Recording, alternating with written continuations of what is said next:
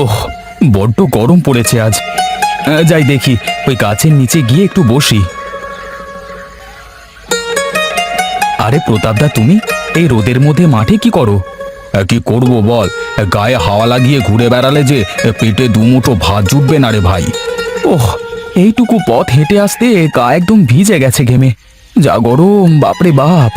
সেই জন্যই তো একটু হেঁটে এখানে এসে বসে পড়েছি। তাছাড়া বয়সও তো আর কম হচ্ছে না।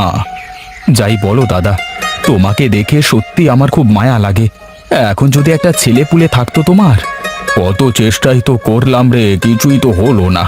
তা না হলে এই বুড়ো বয়সে এই করে বেড়াতে হতো। তোমার আবার এত চিন্তা কিসের?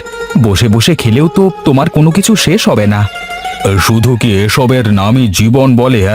আসলে সবই তার লীলা খেলা। দুনিয়ায় কেউ গরিব, কেউ ধনী, কেউ কাঙাল, কেউ আবার দুঃখী।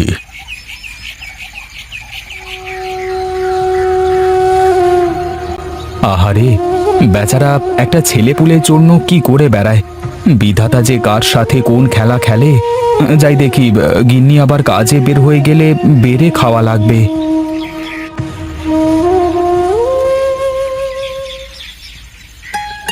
কই গো গিন্নি, কোথায় গেলে তুমি?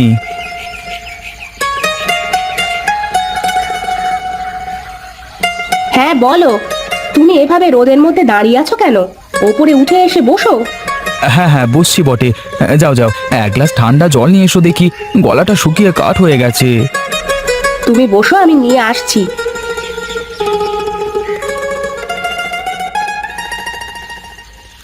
বাপরে বাপরে বাপ, রোদের কি তাপ! শরীর পুরো ঝলসে যাচ্ছে। ওহ, কি শান্তি! এত ঠান্ডা পানি কোথায় পেলে তুমি? পানি গরম হয়ে যাচ্ছে দেখেই তো ঘরের মাটির কলসিটাতে পানি ধরে রেখেছি। বাহ, তোমার মাথায় তো চমৎকার বুদ্ধি, আমার তো মাথায় আসেনি। মাটির পাত্রে পানি অনেক সময় পর্যন্ত ঠান্ডা থাকে, তাই তো আমি মাটির কলসটা ভরে রেখেছি। পানিটা খেয়ে খুব তৃপ্তি পেলাম গো। তা তোমার সেই বাঁদর ছেলেটাকে তো দেখতে পাচ্ছি না, কোথায় তিনি? সেই সকালে খেয়ে দিয়ে বের হলো, তারপর তো আর বাড়ি ফেরেনি। বেশি লাই দিও না ছেলেটাকে, একটু মন দিয়ে পড়াশোনাটা করতে বলো। ঠিক আছে, বলে দেব। আর আমার ছেলে খুব ভালো, ও পরীক্ষায় ভালোই করবে। হ্যাঁ জানি জানি, ছেলেকে কিছু বললে তো তোমার আবার সহ্য হয় না। যাও, তুমি ঘরে গিয়ে বিশ্রাম করো, আমার অনেক কাজ বাকি আছে, আমি গেলাম।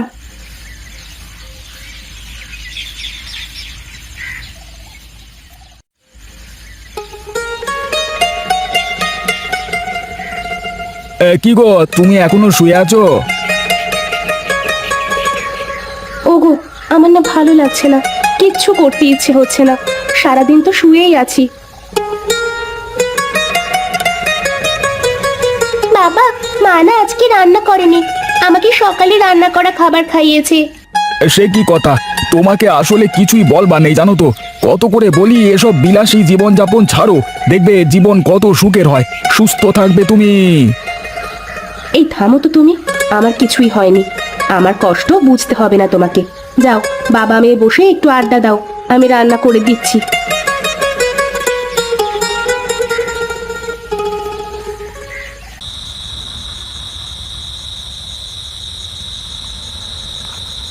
আচ্ছা, তুমি আমাকে সব সময় এরকম করে কেন বলো? আমি কি তোমাকে দিয়ে বেশি খরচা করাই সব সময়? আহা, তুমি আসলে বিষয়টা বুঝতেই চাও না কখনো। শোনো আমার কথা, মানুষও যদি সুস্থ না থাকে তাহলে তার ধন সম্পদের কোনো মূল্য আছে? না, নেই। শরীর ভালো না থাকলে তো কিছুই করে শান্তি আসবে না। হ্যাঁ, এই জন্যই তো বলছি, এই যে গ্রামে দাদা বৌদিরা থাকে, কই তারা তো আর আমাদের মতো এত অসুস্থ হয় না। তারা তো সব সময় ভালো থাকে, হাসি খুশি থাকে। তাই বলে কি তুমি আমাকে ওই কাদা ময়লা দুর্গন্ধ ভরা গ্রামে থাকতে বলছো? না না, আমি কেন তোমাকে গ্রামে থাকতে বলবো? আমি ভাবছিলাম দু একদিনের মধ্যে একটু গ্রামে যাব, দুদিন থেকে আসবো। দুদিন থেকে আসবে মানে? তোমার অফিস নেই? না, গরমের ছুটি পড়েছে, তার উপর শহরে যা গরম, গ্রামে গিয়ে একটু শান্তিতে ঘুরে আসি। তুমি যেতে চাইলে যেতে পারো, দেখবে গ্রামের ওই গরিব বাড়িতে থেকেও কত শান্তি। যাও তুমি, আমি যাব না, ঘুম পাচ্ছে আমার। তুমি এসিটা একটু বাড়িয়ে দাও তো।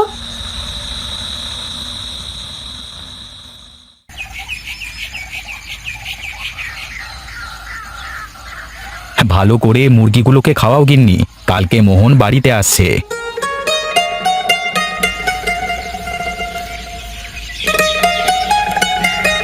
সত্যি কাকু বাড়িতে আসছে? আর কাকিমা চারু ওরাও? হ্যাঁ রে, ওরা সবাই আসছে কালকে গ্রামে ঘুরতে, দুদিন থাকবে। হ্যাঁ, হঠাৎ কি মনে করে গায়ের কথা মনে পড়লো ওদের? তার উপর আবার আমাদের মতো গরিবের বাড়িতে।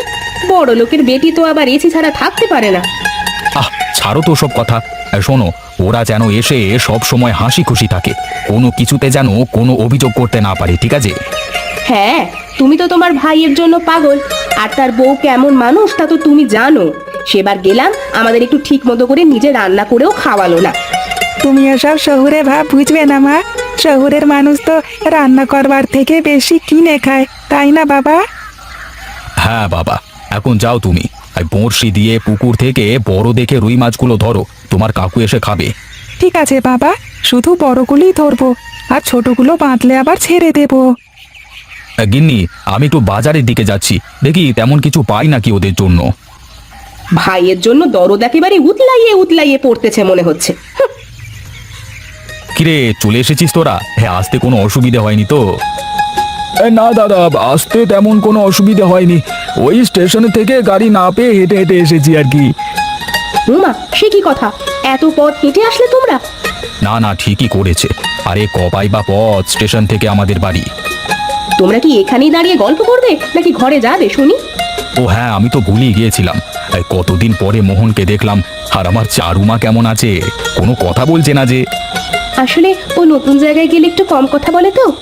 শোন চারু, এটা তো আমাদের বাড়ি, মানে তোদেরও বাড়ি। চল এখন আমরা খেলতে যাই। না না না, এখন খেলতে যেতে হবে না, আগে একটু বিশ্রাম করুক ওরা, তারপর খেলবে। চলো, তোমরা সবাই ভিতরে চলো।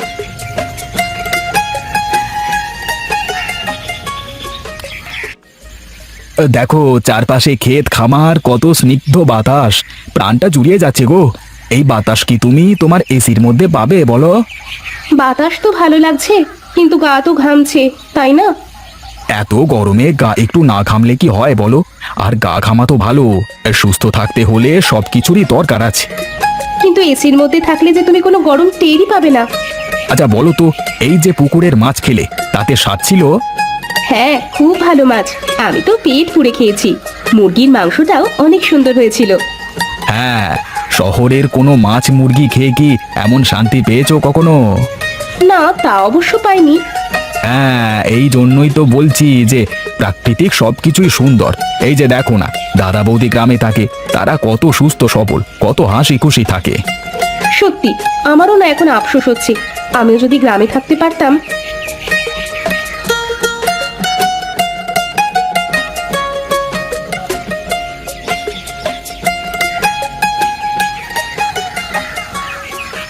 আর কিছু লাগবে তোমাদের এখন?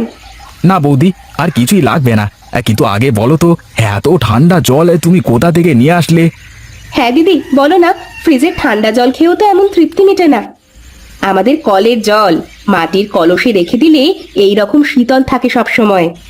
বাহ, তাহলে আর ফ্রিজের কি দরকার, তাই না বলো? তোমরা কথা বলো, আমি একটু আসছি।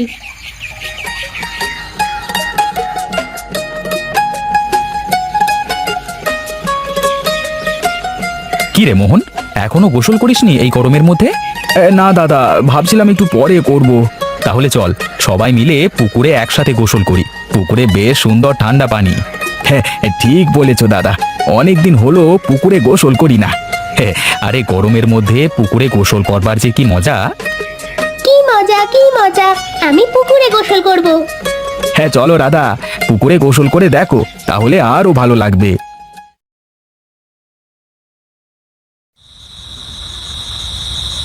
দাদা, একটা কথা বলবো তোমাকে? বেশ তো, বলে ফেল, কি বলবি? আমি আর শহরে থাকতে চাই না, ভাবছি গ্রামেই একটা কিছু করব, আর তোমাদের সাথে গ্রামেই থাকবো।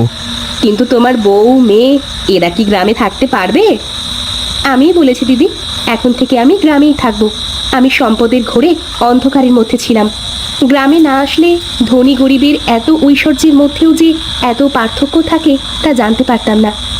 ঠিক আছে, তাহলে তো আর কোনো সমস্যাই নেই। বুঝলি মোহন, বিধাতা ধনী গরিব সবাইকে সমান চোখে দেখে। তাই তো ধনীরা টাকা খরচ করে এসির বাতাস খায়, আর গরিবেরা বিধাতার দেওয়া স্নিগ্ধ শীতল হাওয়া খায়।